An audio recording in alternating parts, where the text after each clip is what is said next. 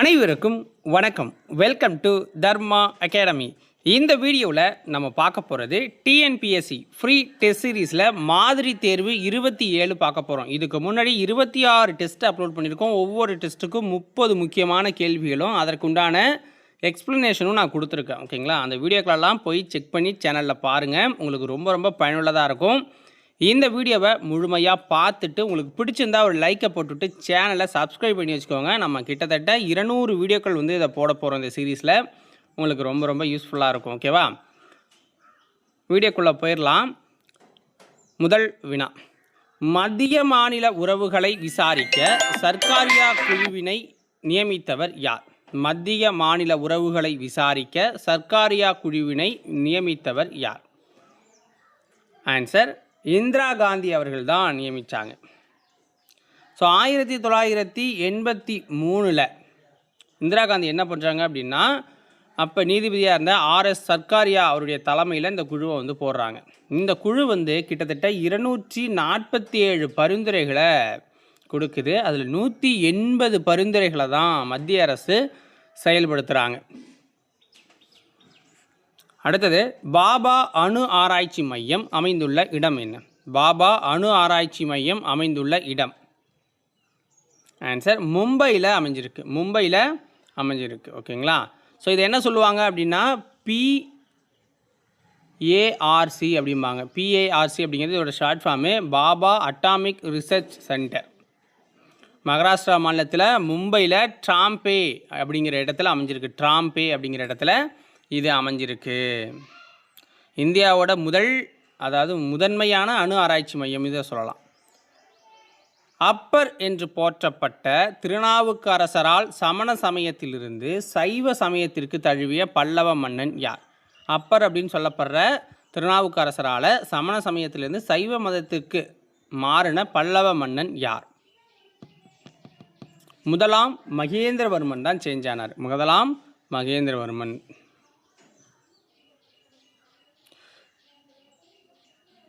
So அதுக்கப்புறம் தான் பார்த்தீங்க அப்படின்னா, மாறினத்துக்கு அப்புறம் குணபாரன் அப்படிங்கிற ஒரு பேர் இவருக்கு கிடைக்கிது. ஸோ அதுக்கப்புறம் திருவதிகை அப்படிங்கிற ஊரில் சிவபெருமானுக்கு ஒரு கோயிலை கட்டுறாரு. திருவதிகை அப்படிங்கிற ஊரில். குணபாரன் அப்படின்னாலும் இவர் தான். தற்கால தமிழ் இலக்கியத்தின் விடிவெள்ளி என புகழப்படுபவர் யார்? தற்கால தமிழ் இலக்கியத்தின் விடிவெள்ளி என புகழப்படுபவர் யார்? ஆன்சர், பாரதியார் அவர்கள் தான் புகழப்படுறாரு. ஸோ ஏன்னா மரபு கவிதை புது கவிதைக்கெல்லாம் ஒரு லிங்கை உருவாக்குனது இவர் தான். அடுத்து பாருங்கள், கூட்டுறவு சங்கங்களை அறிமுகப்படுத்தினது யார்? கூட்டுறவு சங்கங்களை அறிமுகப்படுத்தினது யார்? ஆன்சர், கர்சன் பிரபு. கர்சன் பிரபு இவர் தான் 1904 கூட்டுறவு கடன் சங்கங்களுக்கான சட்டத்தை கொண்டு வரார். ஸோ அதில் தான் அதுக்கப்புறம் ஒழுங்குமுறை ஆகுது. ஓகேங்களா? ஸோ விவசாயிகளுக்கு குறைந்த வட்டியில் கடன் கொடுக்கணும் அப்படிங்கிறதெல்லாம் இது மூலமாக தான் கொண்டு வராங்க. ஸோ உங்களுக்கு டெஸ்ட் பேட்ச் வேணும்னாலும் சரி, புக்ஸ் வேணும்னாலும், கொஷின் பேங்க்ஸ் வேணும்னாலும் நம்ம இந்த வாட்ஸ்அப் நம்பரில் கான்டாக்ட் பண்ணுங்கள். உங்களுக்கு பெஸ்ட்டாக பண்ணி கொடுப்பாங்க, பெஸ்ட் ப்ரைஸில். ஓகேவா? அடுத்து பாருங்கள், காமன்வீல் மற்றும் நியூ இந்தியா என்ற பத்திரிகையை தொடங்கியவர் யார்? காமன்வீல் மற்றும் நியூ இந்தியா என்ற பத்திரிகையை தொடங்கியவர் யார்?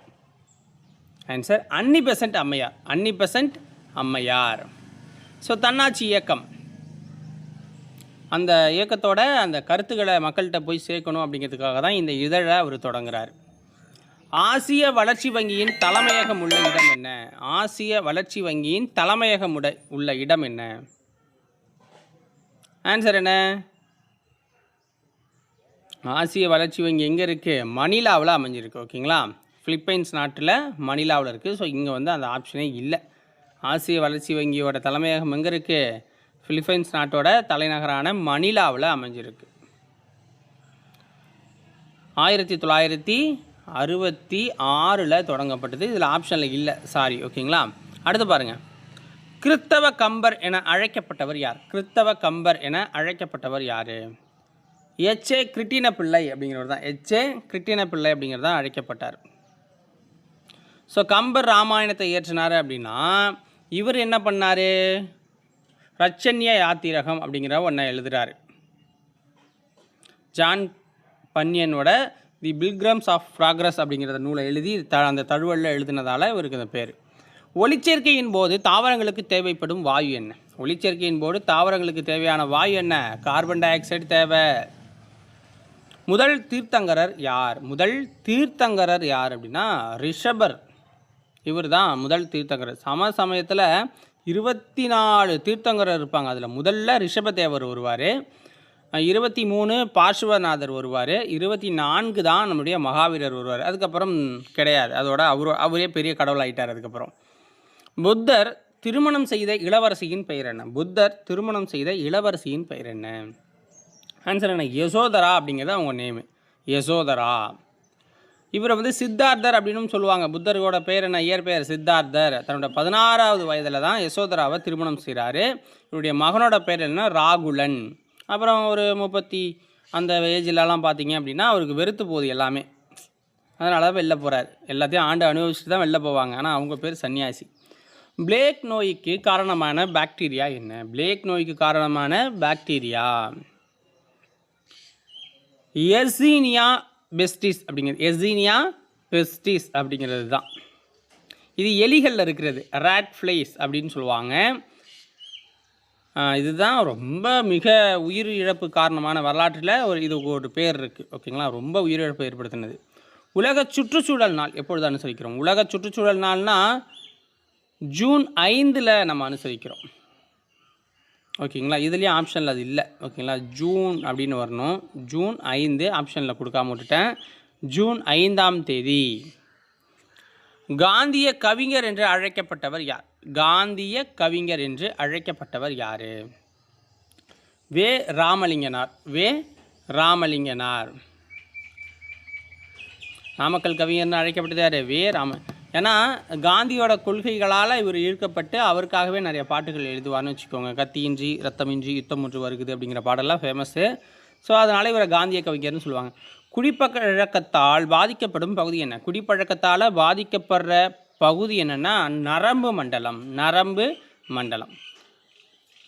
ஸோ நம்மளுடைய நரம்பு மண்டலத்தில் தான் நம்ம குடிக்க போகிற அந்த மது வந்து ஃபஸ்ட்டு தாக்கும். அதுக்கப்புறம் தான் மனிதனோட சுயநிலைவு போவோம், உடலோட சமநிலை, அந்த ஈர்ப்பு விசையை நம்ம வந்து தக்க வைக்க முடியாமல் தருமாறுவோம்.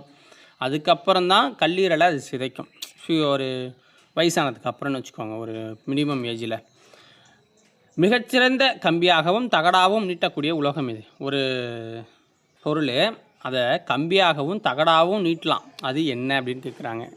ஆன்சர் என்ன? தங்கத்தையும் சரி வெள்ளியவும் சரி அப்படி நீட்டலாம். தங்கத்தையும் சரி வெள்ளியவும் அப்படி வந்து நம்ம பயன்படுத்திக்கலாம். 1 கிராம் தங்கத்தை எடுத்துக்கிட்டிங்கன்னா அதை 2 கிலோமீட்டர் நீளமுள்ள கம்பியாக உருவாக்க முடியும். 1 கிராம் தங்கத்தை 2 கிலோமீட்டர் உள்ள கம்பியாக நீங்கள் வந்து பண்ணலாம். அந்த அளவுக்கு மெலிசாக பண்ணாலும் அது ஒன்றும் ஆகாது. புற்றுநோயை குணப்படுத்த பயன்படும் ஐசோடோப்பு என்ன? புற்றுநோயை குணப்படுத்த பயன்படும் ஐசோடோப்பு எது அப்படின்னா கோபால்ட்டுங்க. ஓகேங்களா, ஸோ கோபால்ட் 60. கோபால்ட் 60 இது புற்றுநோய் செல்களை அழிக்கும்னு சொல்கிறாங்க. நீரில் ஹைட்ரஜன் ஆக்சிஜன் எடை இயல்பு சதவீதம் என்ன? நீரில் ஹைட்ரஜன் ஆக்சிஜன் எடையோட இயல்பு சதவீதம் என்ன அப்படின்னு பார்த்தீங்கன்னா 1:8. ஸோ நீரோட வாய்ப்பாடு என்ன? H2O சொல்லுவோமா? ஹைட்ரஜனோட நிறை என்ன? 2. ஆக்சிஜனோட நிறை என்ன? 16. அப்போ விகிதம் 2:16. அதை அடித்தோன்னா 1:8 வரும். அடுத்து பாருங்கள், சாதி களையப்பட வேண்டிய கலை என்று கூறியவர் யார்? சாதி களையப்பட வேண்டிய கலை என்று கூறியவர் யார்? அம்பேத்கர் இதை சொல்லியிருக்கார். லென்ஸ் திறனின் எஸ்ஐ அலகு என்ன? லென்ஸ் திறனின் எஸ்ஐ அலகு ஆன்சர் என்ன? டயாப்டர். டயாப்டர். ஓகேங்களா, ஸோ அதுக்கு வந்து என்ன? ஸோ குறியீடு டின்னு சொல்லுவாங்களா? ஸோ அந்த குவிய தொலைவுன்னு ஒன்று சொல்லுவோம், அதோட தலையீடு தான் P=1/F. அடுத்து பாருங்கள், மின் தேய்ப்பான் மின் அடுப்பு போன்ற மின் சூடேற்றிகளில் பயன்படும் உலோகம் என்ன? மின் தேய்ப்பான் மின் அடுப்பு போன்ற மின் சூடேற்றிகளில் பயன்படும் உலோகம் என்ன? நிக்ரோம் அப்படிங்கிறது தான். ஸோ நிக்கலும் குரோமியமும் சேர்ந்தது தான் நிக்ரோம். இது அதிக மின்தடையை கொண்டது, மின்னாற்றலை வெப்ப ஆற்றலாக மாற்றும். தீண்டாமை ஒழிப்பு பற்றி கூறப்பட்டுள்ள சட்டப்பிரிவு எது? தீண்டாமை ஒழிப்பு பற்றி கூறப்பட்டுள்ள சட்டப்பிரிவு பிரிவு 17. சுங்கம் தவிர்த்த சோழன் என சிறப்பு பட்டம் பெற்ற சோழ மன்னன் யார்? சுங்கம் தவிர்த்த சோழன் என சிறப்பு பட்டம் பெற்ற சோழ மன்னன் யார்? முதலாம் குலோத்துங்கன். ஸோ வணிகர்களோட நலன் கருதி இதை நீக்கிறார். தமிழ்நாட்டில் தஞ்சாவூர் பகுதியில் மராத்திய அரசை ஏற்படுத்தியவர். தமிழ்நாட்டில் தஞ்சாவூர் பகுதியில் மராத்திய அரசை ஏற்படுத்தினது யார்? வெங்காஜி. சிவாஜியோட மாற்றாந்தாய் சகோதரராக இருக்கிற வெங்காஜி என்ன பண்ணுறாருன்னா 1676 தஞ்சாவூரில் மராத்திய ஆட்சியை கொண்டு வரார். ராமாமிர்தம் அம்மையார் முதல் போராட்டத்தை தொடங்கிய ஆண்டு என்ன? ராமாமிர்தம் அம்மையார் முதல் போராட்டத்தை தொடங்கினது 1917. எதுக்காக? தேவதாசி முறைக்கு எதிராக மயிலாடுதுறையில் பண்ணுறாங்க. மயிலாடுதுறை நோட் பண்ணிக்கோங்க. அடுத்து பாருங்கள், அடிமை மரபு அரசர்களில் மிகச்சிறப்பானவர் யார்? அடிமை மரபு சுல்தான்களை பற்றி இதில் மிகச்சிறப்பானவர்னா பால்பனை சொல்லலாம். கியாசுதீன் பால்பன் அப்படிங்கிறது ஃபுல் நேமு. இவர் தான் இந்த நாற்பதின்மர் குழு அப்படிங்கிறத ஒழிக்கிறார்.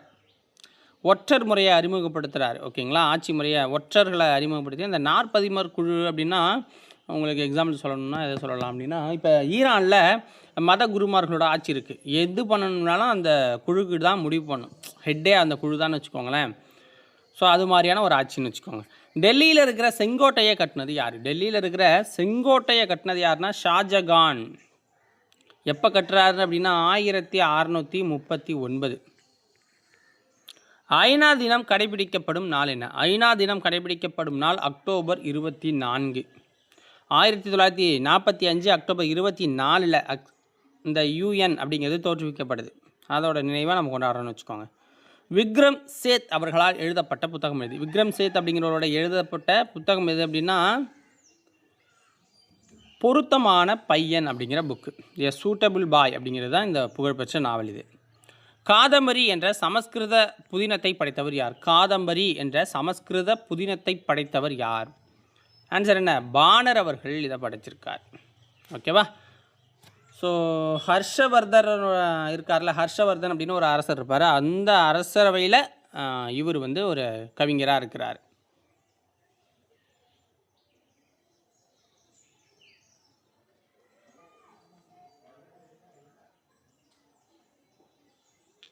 ஸோ இவர் தான் இந்த ஹர்ஷ சரிதம் அப்படிங்கிற நூலையும் எழுதியிருப்பார். ஓகேங்களா?